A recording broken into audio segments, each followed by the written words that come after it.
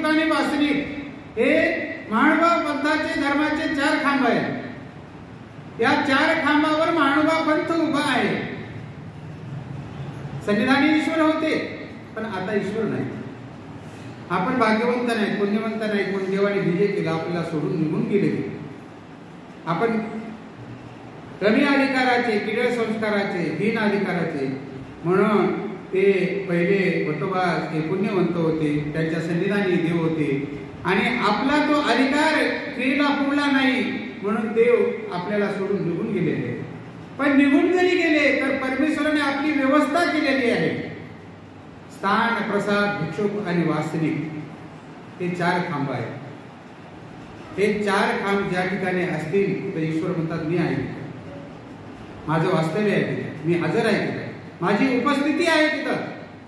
इतकं 4 साधनामध्ये महत्व आहे. कारण ते परमेश्वराने सांगितलेलं आहे. हे 4 साधन ज्या ठिकाणी आहेत त्या ठिकाणी परमेश्वर आहे. हे आम्हाला आचारासाठी ईश्वराने हे सांगितलेले आहे.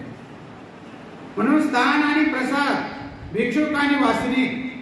भिक्षुक म्हणजे भिक्षा करून निघाला तो भिक्षुक, दीक्षा घेऊन निघाला तो भिक्षुक. आणि वासनिक म्हणजे अनुसरावयाची वासना तो वासनिक. प्रथम अर्थ, पहिला अर्थ जर घ्यायचा तर मी परमेश्वराला अनुसरावं असं मनात वाटतं, पण अनुसरत नाही. मागचं लटांबळ आहे पुष्कळचं, आहे की नाही? ते सोडवत नाही आणि मग अनुसरत नाही. पण वासनात आहे ना, म्हणून त्याला वासनिक म्हणायचं. धर्म आचरावयाची वासना तो वासनिक. त्यालाही मर्यादा आहे. किती दिवस म्हणत राहिलं की मला सुटतच नाही, याला अर्थ नाही. त्याला बी काही मर्यादा आहे, कालखंड आहे, त्याला घालून दिलेला आहे. तिथपर्यंतच असा श्रीकर राहतो आणि मग श्रीकर खाली उतरले जातो. वाट पाहून देव तो निरावरचा श्रीकर, म्हणजे कपाळावरचा श्रीकर खाली घेतो आणि अशा निराशा होते. हे काही जीव आता येत नाही आपल्याकडे. म्हणजे तिथपर्यंत मर्यादा आहे. आणि त्याच्या पलीकडे जर तुम्ही म्हणसाल तुम्हाला प्रमादिया नाव प्राप्त होतं. वासनिक नाव जाऊन काय होतं? प्रमादिया. माहित आहे ना, 56 पर्यंत अनुसरत नाही, 56 ओलांडली प्रमादिया झाला.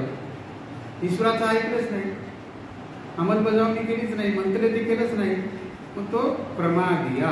प्रमादिया म्हणजे माहीत असून न करणं. सगळं काही माहीत आहे पण करायचंच नाही, होतच नाही. अधिकार परवडीला आणायचाच नाही. आपला अधिकारच नाही म्हणायचं. तुम्ही अधिकाराला चालना दिली तर अधिकार येईल, अधिकाराला चालना जर नाही दिली तर अधिकार कसा येईल? म्हणून स्थान, प्रसाद, भिक्षुक आणि वासनिक हे आम्हाला असंनिधानी 4 खांब, 4 साधन हे परमेश्वराने आम्हाला दिलेले आहे, आम्हाला सांगितलेले आहे. याद्वारे आपण परमेश्वराची भक्ती करायची, ईश्वरापर्यंत जायचं, ईश्वराची आराधना करायची, शास्त्राभ्यास करायचा, ब्रह्मविद्या आणि सेवादास्य हे करून देव माझा आणि मी देवाचा, बाकी सगळं विसरायचं. जेवढं आचरलं तेवढं विसरायचं. माईमठाला काय सांगितलं? हेच सांगितलं.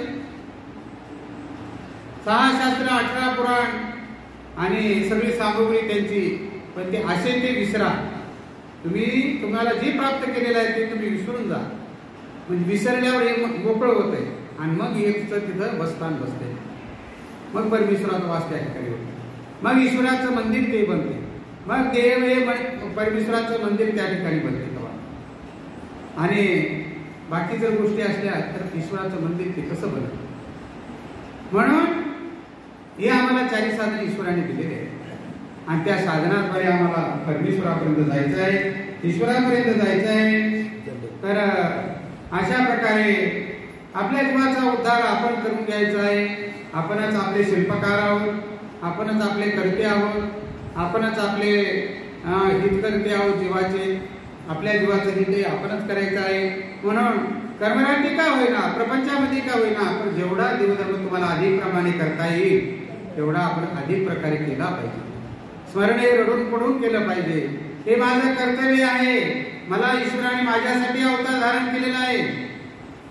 माझ्यासाठी देव काट्या बोराटीचे दुःख सहन केले. महाराष्ट्र महाराजांनी परिभ्रमण केलं, स्थान निर्मिती केली, शास्त्र आमच्यासाठी देवाने सांगितलं, हा धर्म आमच्यासाठी स्थापन केला, सृष्टी रचना आमच्यासाठी केली, जीवाच्या करता सर्व काही केलेलं आहे.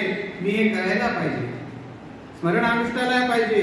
भक्ती मार्ग, ध्यान मार्ग, परमेश्वराचं चिंतन हे आपण आवर्जून उत्कंठतेने आवडीपूर्वक श्रद्धापूर्वक करायला पाहिजे. त्या क्रियेचा परमेश्वर स्वतः स्वीकार करतो.